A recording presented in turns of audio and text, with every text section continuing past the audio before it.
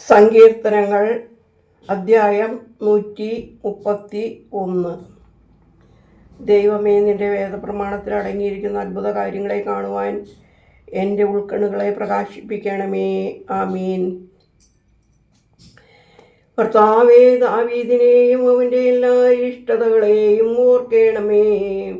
അവൻ കർത്താവിന് നേർന്ന് യാക്കോബിൻ്റെ ദൈവത്തോട് പറഞ്ഞതെന്തെന്നാൽ, കർത്താവിന് ഒരു വാസസ്ഥലത്തെയും യാക്കോബിൻ്റെ ദൈവത്തിന് ഒരു കൂടാരത്തെയും ഞാൻ കണ്ടെത്തുന്നതുവരെ ഞാൻ എൻ്റെ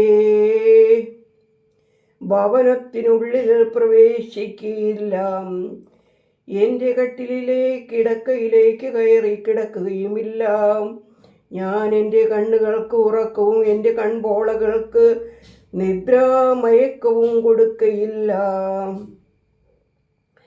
കണ്ടാലും ഞങ്ങൾ എഫ്രാത്തായിൽ അതിനെ കുറിച്ചു കേട്ടു, വയലുകളിൽ അതിനെ കണ്ടെത്തി. ഞങ്ങൾ തൻ്റെ കൂടാരത്തിലേക്ക് പ്രവേശിച്ചു, തൻ്റെ പാദപീഠത്തെ വന്ദിക്കും. കർത്താവേ, നിന്റെ വിശ്രമസ്ഥലത്തേക്ക് നീ നിന്റെ ശക്തിയുടെ പെട്ടകവുമായി എഴുന്നള്ളണമേ. നിന്റെ പുരോഹിതന്മാർ നീതിയും നിന്റെ പുണ്യവാന്മാർ മഹത്വവും ധരിക്കട്ടെ. നിന്റെ വൃദ്ധനായ ദാവീദിൻ നിമിത്തം നിന്റെ അഭിഷിക്തന്റെ മുഖം തിരിച്ചു കളയരുതേ. ഞാൻ നിന്റെ ഉദരഫലങ്ങളിൽ നിന്ന് നിന്റെ സിംഹാസനത്തിന്മേലിരുത്തുമെന്ന് കർത്താവ് ദാവീദിനോട് ഉറപ്പായി ആണയിട്ടു. താൻ അതിൽ നിന്ന് മാറുകയില്ല. നിന്റെ മക്കൾ എൻ്റെ ഉഭയസമ്മതവും ഞാൻ അവരെ പഠിപ്പിക്കുന്ന ഈ പ്രമാണവും ആചരിച്ചു നിവർത്തിക്കുമെങ്കിൽ അവരുടെ പുത്രന്മാരും നിന്റെ സിംഹാസനത്തിന്മേലെന്നേക്കും ഇരിക്കും. എന്തെന്നാൽ കർത്താവ് സഹ്യോനെ ഇഷ്ടപ്പെട്ടു, തനിക്ക് വാസസ്ഥലമായി അതിനെ തിരഞ്ഞെടുത്തു. ഇത് എന്നേക്കും എൻ്റെ വിശ്രമസ്ഥലമാകുന്നു.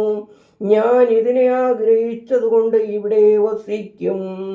ഞാൻ അതിൻ്റെ പ്രയത്നങ്ങളെ അനുഗ്രഹിക്കും. അതിലെ ദരിദ്രന്മാരെ അപ്പം കൊണ്ട് സമ്പൂർണരാക്കും. അതിലെ പുരോഹിതന്മാരെ രക്ഷയും അതിലെ പുണ്യവാന്മാരെ മഹത്വവും ധരിപ്പിക്കും. അവിടെ ഞാൻ ദാവീദിനൊരു കൊമ്പ് മുളപ്പിക്കും. ഞാൻ എൻ്റെ അഭിഷിക്തന് ഒരു വിളക്ക് തെളിയിക്കുകയും ചെയ്യും. ഞാൻ അവൻ്റെ ശത്രുക്കളെ ലജ്ജ ധരിപ്പിക്കും. എങ്കിലും അവൻ്റെ മേൽ എൻ്റെ വിശുദ്ധത ഇരട്ടിയാകും. ദൈവമേ, സ്തുതി നിനക്ക് യോഗ്യമാകുന്നു. പാർക്കുമോർ.